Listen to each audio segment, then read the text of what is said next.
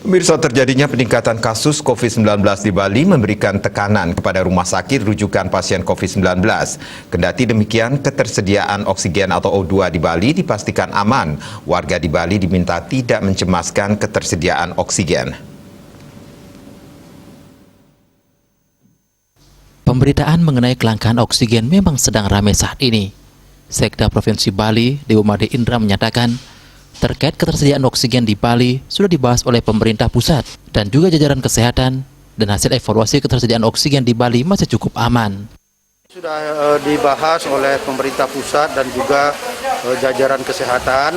Evaluasi kita ini ketersediaan oksigen di Bali masih cukup aman. Ya. Yang harus kita lakukan adalah COVID-nya supaya turun, itu aja. Untuk itu ia meminta masyarakat tidak khawatir soal ketersediaan oksigen. Hal terpenting yang perlu dilakukan saat ini adalah menurunkan angka kasus COVID-19 dengan tetap menerapkan protokol kesehatan. Agung Ria, Bali TV.